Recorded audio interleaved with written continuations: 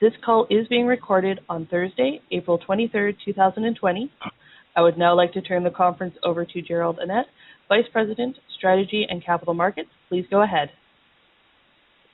Thank you, everyone, for joining us for our first ever VRIFY 3D presentation conference call. It is a perfect time to showcase our crown jewel asset, Cozamin Mine, given what I believe are game-changing drill results we have released in January and again this morning. To put some of the grades you saw in the press releases into perspective, 3%, 4%, 5%, and up to 100 grams per ton and more of silver, our 50% production growth at Cozamin starting in 2021 to 50 to 55 million pounds of copper and 1.5 million ounces of silver. That guidance was based on grades of 1.8% copper and approximately 45 grams per ton silver at a higher tonnage of 3,800 tons a day. Recall that our mill capacity can handle the higher tonnage we expect to see from the mine once the completion of our one-way ramp is done in Q4 2020, which is still on schedule. Most of today's drill results are step-outs, specifically 17 of the 22. We have now released 177 of our 200-hole program and are 3 months ahead of schedule on this. With us today is Brad Mercer, Senior Vice President of Exploration and Operations, and a few members of his team, Taras Nanibidi, Exploration Manager of North America, and Tucker Jensen, the Senior Technical Advisor, who spends most of his time dedicated to the one-way ramp project. Brad will be speaking to today's drill results, the growth potential and for the reserve and resource, and will give us an update on the underground expansion. There will be an opportunity for Q&A at the end of our presentation. With that, I'll hand it over to Brad Mercer. Thank you, Gerald. We need to, I think, before you see much on the screen, we need to let it render. So I'll speak a bit while we're waiting for this photo to come up and the 3D rendering. We're in Zacatecas. The Cozamin mine sits right in the city. It's in the middle of a world-class epithermal belt. If you've ever been to Zacatecas, you see all those beautiful buildings. They're all made out of that Ignimbrite that kind of glows in the sun. So I want to draw your attention. The intrusive equivalent of that is right here. This is what's driving the system, the heat engine, if you will. And this is just one example of a rhyolite dome. The area is cut by domes and rhyolite dikes, and it's these felsic magma that's really driving the heat and fluids through this system.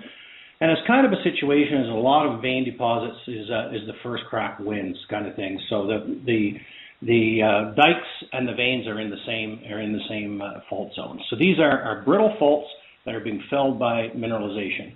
And I'll draw your attention to this valley here. For those of you who followed our mine for a number of years, that is the main vein. That is the Malinoche vein. It's seen production since, I believe, 1563 or 1562, if you can believe it. It was exploited by the Jesuits. It's still being exploited today in the San Rafael zinc deposit.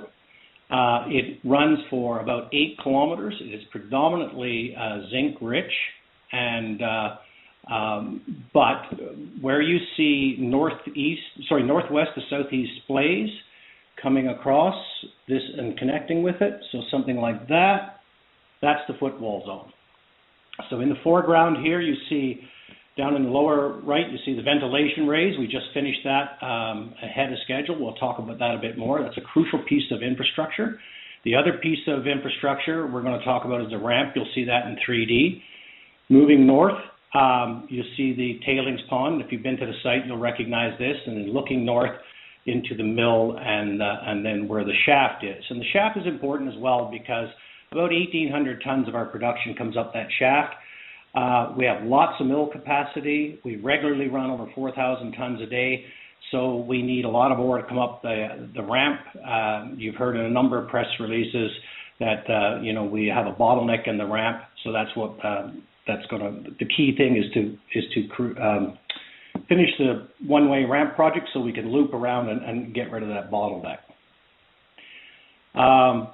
Now, to orient you on the 3D views and long sections, We're going to start off looking north, so that's up the page here. So every time you're looking at a slide coming in going forward here, you're going to start off looking north or northeast. So as we look at the footwall zone, you're going to be looking from in this direction across like that, so you can stay oriented.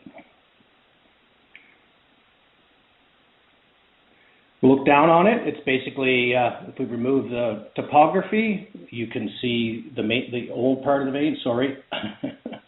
Let's, there we go. You can see the old part of the vein, the old part of Cozamin. This is what we call old Cozamin here. And we're almost finished mining out the zinc zone here, but the new Cozamin that we're aiming to take us out past 2028 and into 2030 and beyond with some more exploration is in here. And so basically you can see all the black stopes here up on the main vein. That deposit is pretty much mined out, and now we're going to move forward and start looking at what the future of Cozamin is. So we're tilting down. Now you can see underneath the topography, there's up in the upper part, all the black stopes, that's mined out a Malinoche vein. If you look down at the footwall zone, you can see very little of it has been mined, a little bit here, and through here and here. And the blue here is inferred resource. The green is measured and indicated. Actually, it's all indicated. There is no measured in the footwall zone. So the green, the reserves are a subset of the dark green. And then what we're principally attacking, or what we started out to principally attack, was the blue stuff. They didn't fill that into measured and indicated, so we can make that available for conversion to reserves as Tucker and his team do the mine planning. I'll draw your attention to a hole in the section right here. This represents the Portree claim. It's a claim that was internal to our holdings. It took us 14 years, believe it or not, to successfully negotiate the purchase of that claim. We bought it outright. There's no NSR on it. We own it, so now it's no longer a gap in our land holdings. And if you can see over the previous years, the development levels here, we were developing towards it on both sides, but we couldn't cross it because we didn't own it. That complication is now gone, so that gives us some more efficiency on the mining, number one, and number two, well, actually I should say number one, it gives us a much bigger target for our exploration, but it also gives us efficiency on mining. Over on your right, there's a scale bar. You can see it's about 1 kilometer, and there'll be another scale bar a little further along in one of these sections that kind of tells you the top of the reserve, bottom of the reserve, and so on. So we're looking at a relatively shallow mine for the most part. So now we're going to change the view to look to the northeast. So now you're looking directly at the long section of the ore body. And I'll just advance here quickly in a minute. You see some labels on here. It says one-way haulage loop. We just remove the long section for a second. So coming down the ramp, and if you've been here, you'll recognize this. Basically, we come down this way right now, and then we go down here and down through here and across. And then you can see over here, all we have left to join up the ramps is a little section in here. So once that section is complete, and we're mining it in two directions, from here up and here down, we will be able to convert this to completely one way. So now traffic goes down and up here. Now when it's complete, it'll go like this, up through in here, and then basically to there. And the last 600 meters is actually two-way traffic, but we are utilizing passing bays here to make sure there's a smooth flow of traffic. And there's two reasons why the traffic will flow smoothly. Obviously, the one-way direction for most of the ramp is the big one, and then the length of this, not having to come back up in the way you went down, it allows the trucks to space out so they're never bottlenecked like they are now. We'll just get rid of that and move to here. Now, what you're looking at today is a 3D view of the results, the news release we released this morning, and I think this picture is in the news release. The headline hole is this one right here, and you can see a lot of these holes, as Gerald said, they're step out, so they're outside of the color. So remember, the green and the blue is in the existing resource that's in the last technical report. When we fast forward into the last quarter of the year, we will be releasing a new technical report that will have infilled most of this area up in here and basically extended into new areas into here. So above and beyond the current published resource. So there's two prongs here. Infill the high-grade inferred resource, up dip from the current workings, and then step out into that hole. And we'll talk about future targets later on. There are other areas where it's open. But I want to draw your attention to the very high-grade results that we're getting outside of any resource we published in the past. So up in here we have 2.7 meters 3.6 meters of 2.7, 12 meters of 2.3, 5 meters of 5%, and there's a common theme here actually. There in this area, there's a lot of intercepts that are 5 meters or better, of very high grade. The headline hole, as I said, was 7.5% copper over 5 meters here. So that's a really zinger hole. So that's the news release you're looking at this morning. And I want to zoom in here so you know what the mineralization looks like. It's very coarse-grained. So most of the greeny bronze material you see in here is chalcopyrite. The darker sulfide is pyrite, pyrrhotite, and sphalerite. But unlike volcanogenic massive sulfides, where you get these sulfides really intergrown, they're separate here. That's because the chalcopyrite is older than everything else. It's been brecciated and then infilled with some zinc and minor lead mineralization. So they are essentially, well, they're in the same zone. They're physically separate. So that's why we get such high recoveries. When we're mining just footwall zone alone, our recoveries are up in the 96 to 96.5% range, and we have even had higher at some times. When we're blending with the zinc zone, as we were prior to the suspension and ramp down, our recoveries are down in the 94. So going forward, when we stop mining the zinc ore body in San Rafael, we expect not only head grades to come up, but also recoveries. And we'll just quickly transition over here. A couple more intercepts. Everything looks like this. This is what the vein looks like. I'll show you a heading on the end of the presentation where you can see this mineralization in situ, underground and development heading. So the zone is very, very visual. And it's mostly sulfide. It's called a quartz vein, but it's really a sulfide vein with quartz rather than a quartz vein with sulfide. So it's very, very, very sulfide rich, very coarse grained. So that's what makes our milling so easy. We'll move on. Just remind you, this is not a fluke. Here's the last news release in January. And similarly, we have, high grades and similar thicknesses here. For instance, we have another 7% hole here over 5 meters, 3% over 5 meters, 16 over almost 2 meters, 5% over 6 meters, and so on. And over in some of the areas where we're infilling here, 3% over 11 meters, 5% over 7 meters. And we have a really wide area down here, 2% over 19 meters. Up here, 8% over 5 meters, basically. So it's everywhere we hit this thing in here, we're getting similar grades and thicknesses. And better than what we've seen before.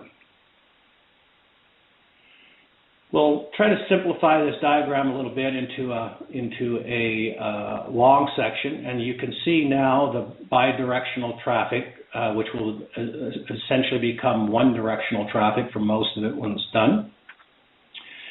But what I want to point out is the red box. The red box is basically the perimeter of the current reserve. So anything that we put into reserves outside of that box is new. And what we need to put into perspective here is this area here. Oops, I need to change pen color. You can't see white on white, I assume. Let's try this. This area in here is what we're aiming at. So this would be infilling the inferred. This would be more stepping out over here.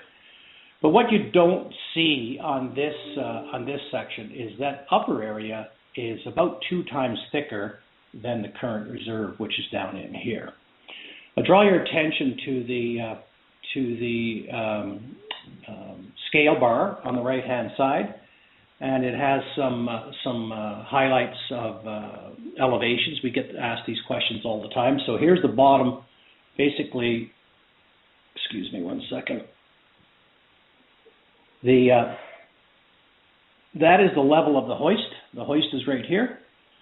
So a lot of the production going forward is going to be below the hoist, and we're going to need the ramp that we're talking about. And that's one of the reasons why we're driving it.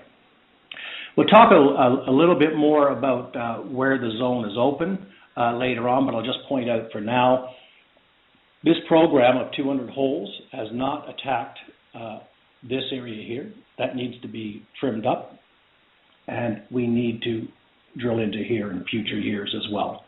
So we're still open in some areas, and I'll talk a bit about other targets later on.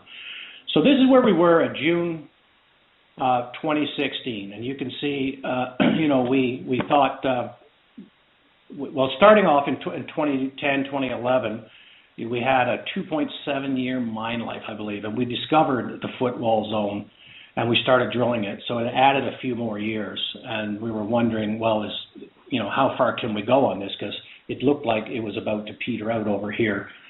We continued to drill, and then by the end of 2018, you can see we've now drilled a long strike here over to about here somewhere.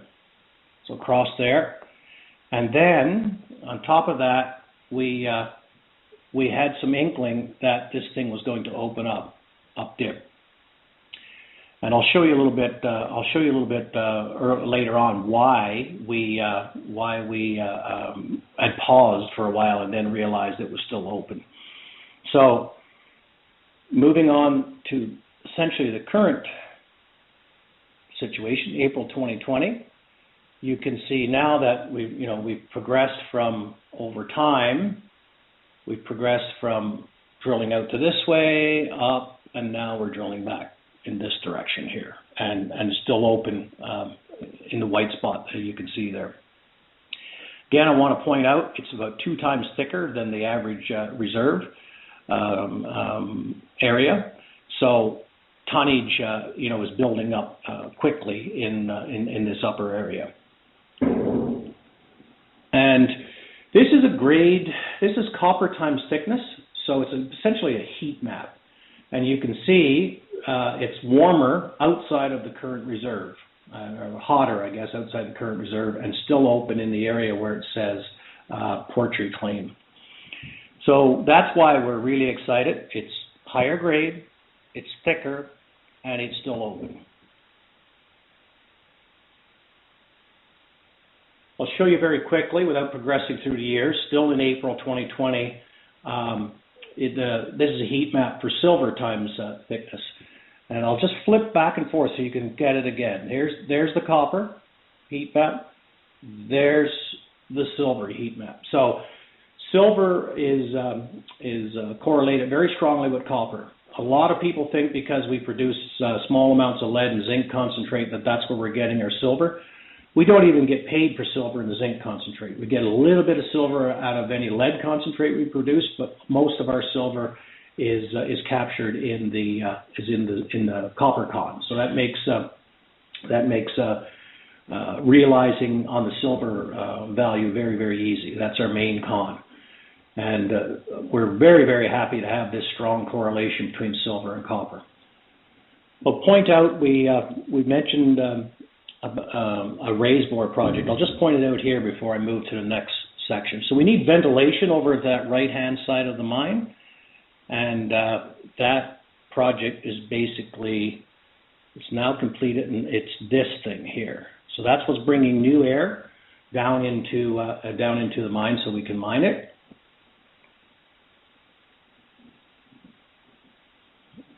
So now we're looking to the northwest, stripping away all of the geology, and you can see the ramp coming down. And then on top of that, here is the development we currently have in. So we have a lot of these levels in. We have a lot of the squiggly lines you see coming from the bottom going upwards are ramps connecting the levels, and they are production ramps, not the main ramp. Up in this area here, you can see this is the new areas that we have to develop. And then it's still open in this direction, and it's open out in this direction, and it needs to be trimmed up certainly in this direction down in here. So I'll just clear this off a bit here so you can see it again. So the light gray development is done. The magenta to pink or pinkish red color needs to be done. And then the blue is the ramp, and as we showed you earlier, and I'll show you again on a better section, there's a small piece that's missing that we still need to develop. So now we're going to go back, look to the northeast. You can see it again. While we don't, somebody asked me about sustaining capital. While we don't guide on sustaining capital out in past 1 year, what you can see here, I think quite easily, is this has been done. This needs to be done. So there's been a lot of development here in advance, and that's not by accident. We realize we have to get our tonnage up to get our throughput into the mill up, and so we're all that metal production increase that Gerald talked about, that 50% metal production increase, is going to come with a 30% increase in tonnage. And the reason why it's less tons, it's not the same ratio, is that the grade is much higher. The grade will be higher for two reasons. The new area we're drilling is higher grade. Actually three reasons. It's thicker, so there'll be less dilution. And then on top of that, we won't be mining the zinc ore body once we open up the ramp.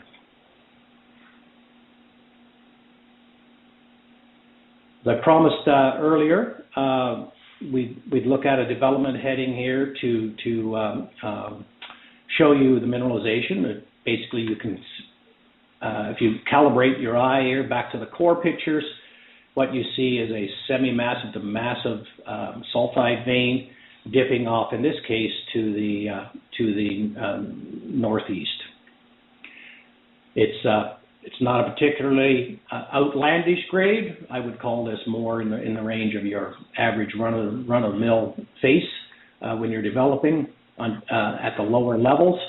Remember, we're not up into the higher levels yet. It's going to get thicker and higher grade as we go up. But this was a typical development face right out at the end of of one of the levels right here.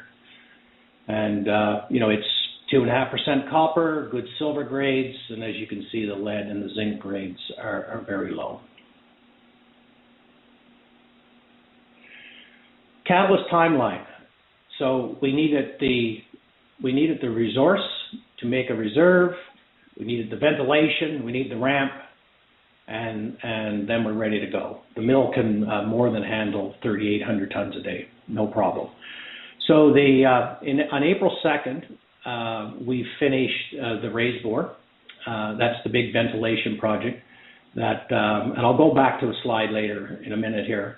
That's the big ventilation project. It's 12 feet in diameter. It's 818 meters deep. It is, we're told by the company that just drilled it, it is the record from Mexico for depth. So it had a lot of technical risk, but we, through some smart planning from Tucker and his team, we were able to break it into 2 sections and mine into, raise bore down into the ramp, and then go underground from the ramp, and then raise bore down to the bottom of the mine. Within 2 days of completing that, we also completed the underground electrical substation, which gives us power now to power the mine increase, the throughput increase. So that's done. The drilling program is, nominally we said 85% complete. It's actually, I think, closer to 88% complete. We've infilled all of the inferred that we wanted to infill, and what we have left is mostly stepping out in the Portrait area and infilling around the Portrait area where we know it's still wide open. We suspended it because of the national decree, COVID decree in Mexico, but we don't see this impacting our technical report that we're going to put out later on in the fall. Like I say, the primary focus was to infill the inferred resource. That's done. We will, when we come out of COVID, we will finish off the program because we still have some open areas, some upside.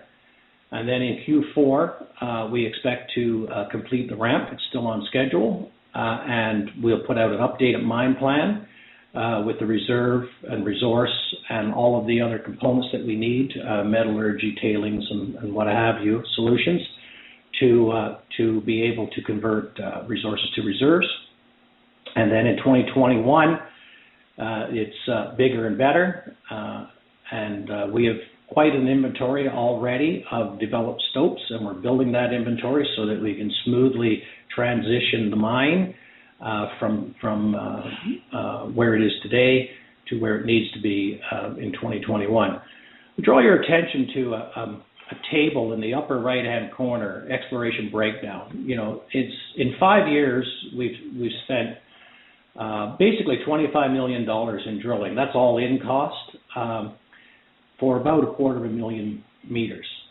And then on top of that, we've spent another 13 million. I would say, well, sorry, another 5 million in capital projects, the ramp and the raise bore. So in the last 2 years, drilling, ramp, raise bore combined, we've spent about $13 million to give us a 50% production increase and a target mine life out to 2030. Now that's a pretty good investment, I would say, for a mine of this size and grade and low cost. I'd like to say, you know, that the success here has been because we have a very tight-knit, highly qualified team. Terrace has been with me since the early days in Minto when we made 9 discoveries in 5 years. We moved down to Cozamin, and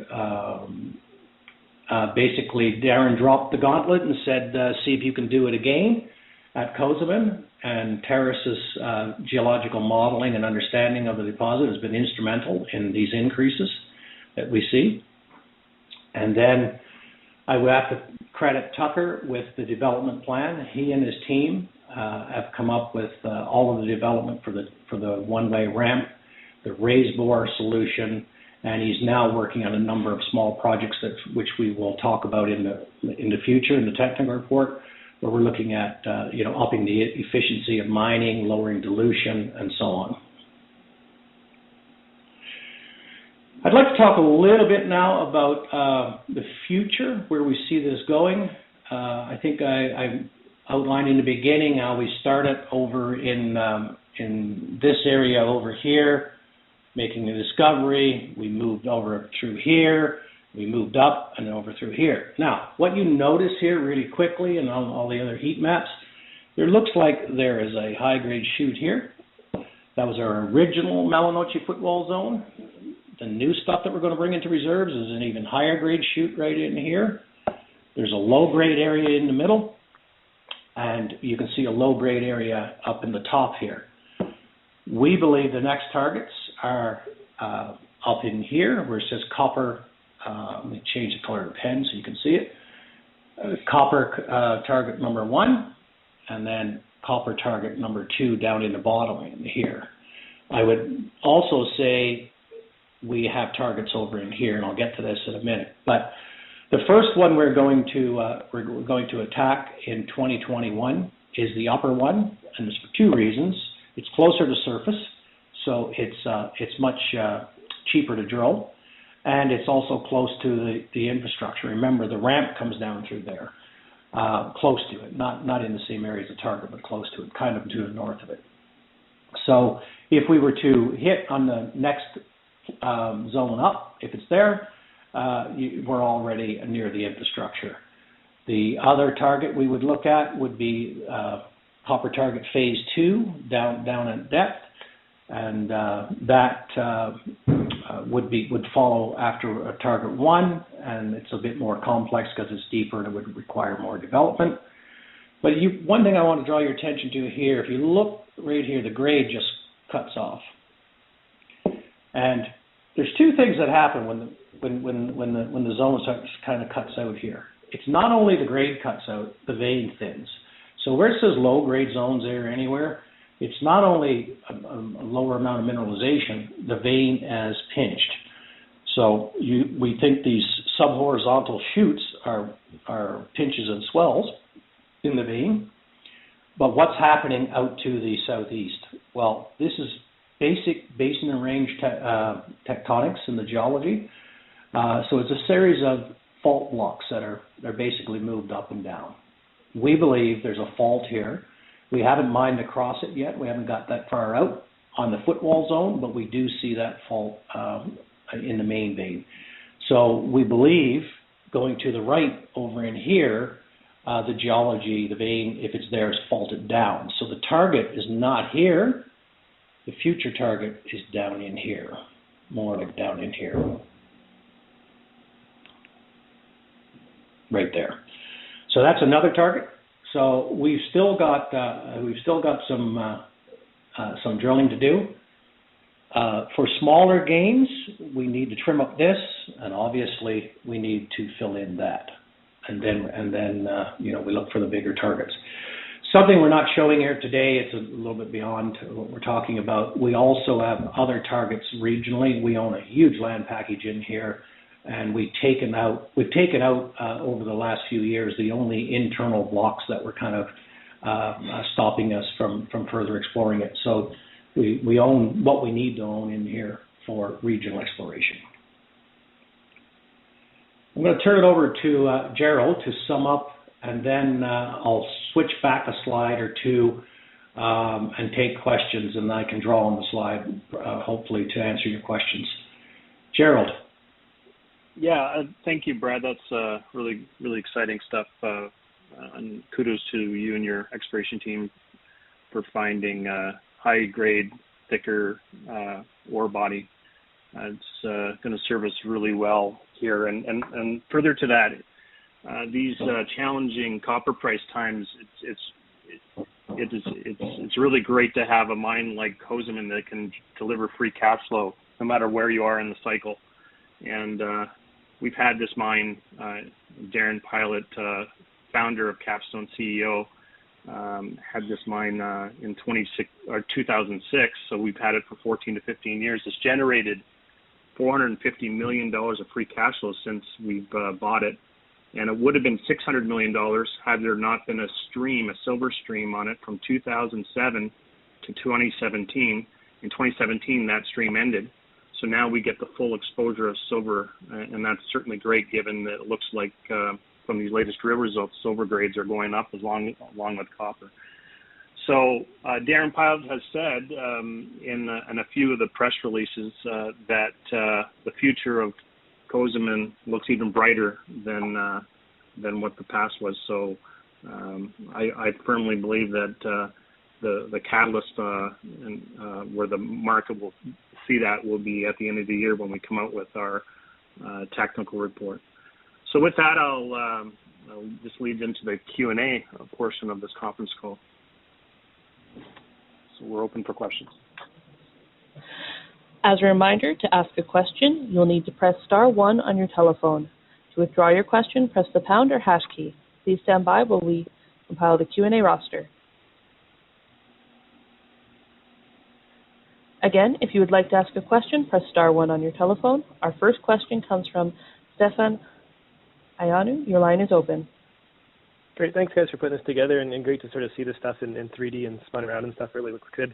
Just wondering, I know a couple of years back there were some negotiations with some of the neighbors further afield, just with regards to exploration and sort of mutually beneficial geology.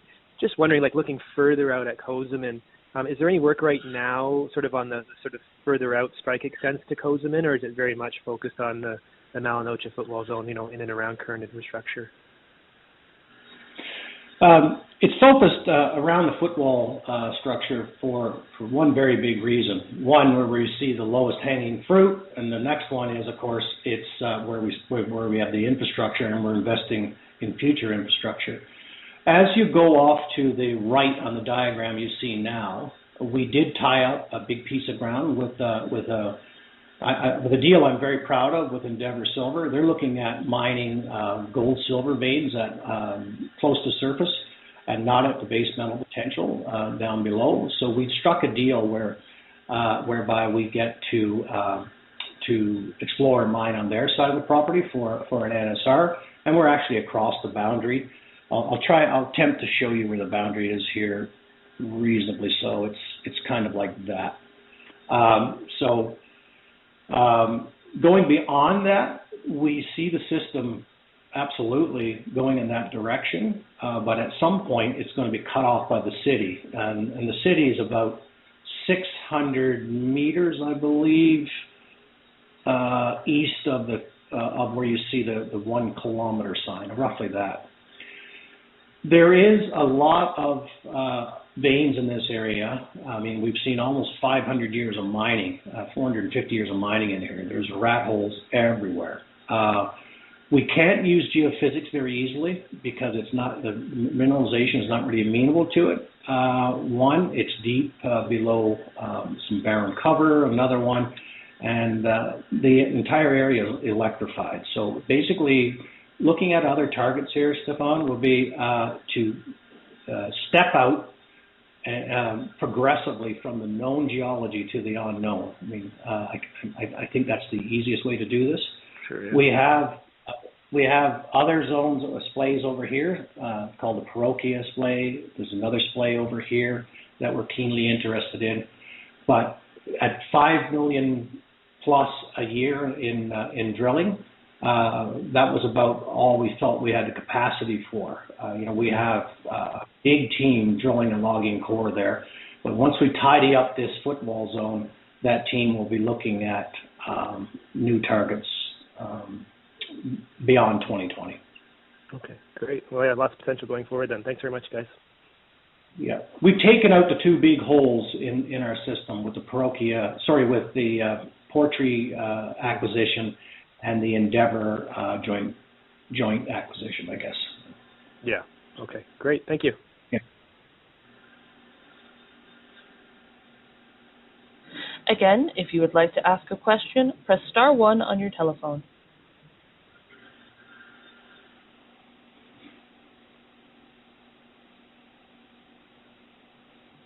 Your next question comes from Raphael Souza. Your line is open.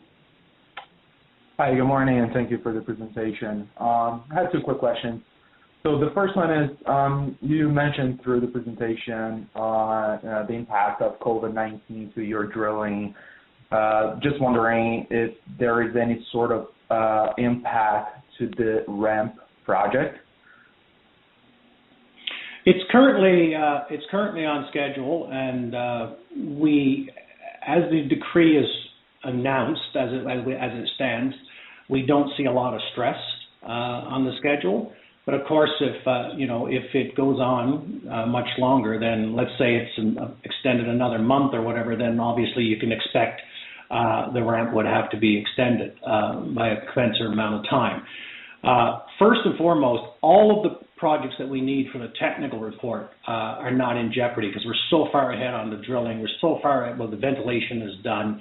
We're so far ahead on our tailings design and so on that the only thing left to unlock it would be the ramp, as you're asking the question about. So, we can't read the future and what Mexico is going to do, but let's say if the decree goes on for another month, then we're delayed for another month potentially.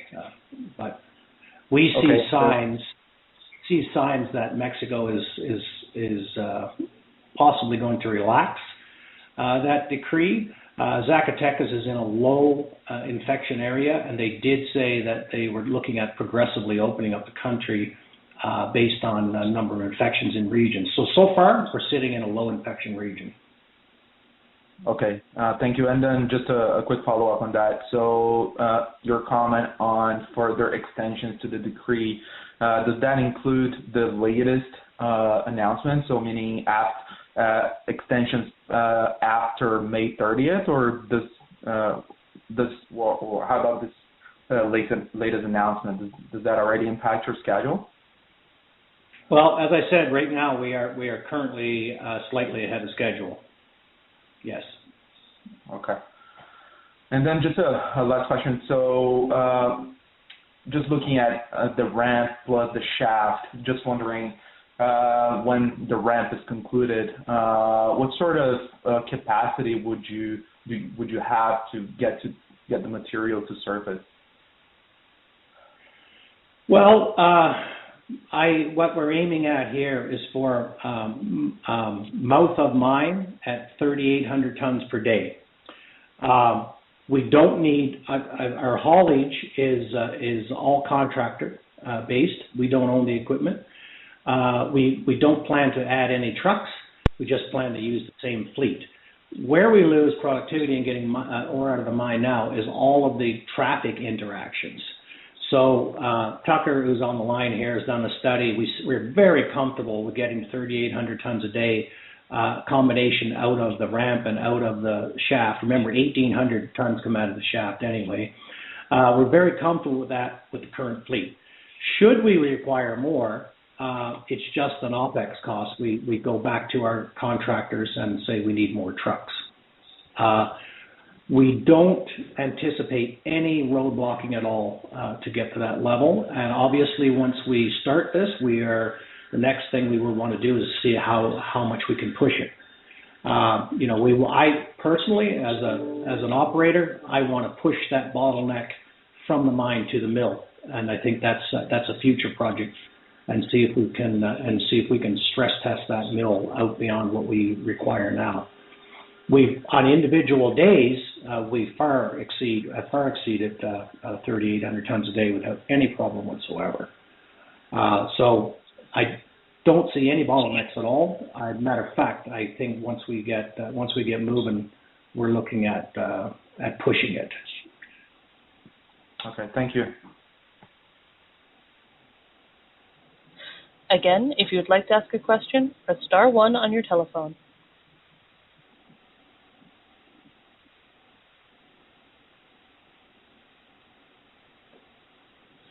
There are no further questions at this time. I will now turn the call back over to Gerald for closing remarks. Well, thank you, everyone, for joining us.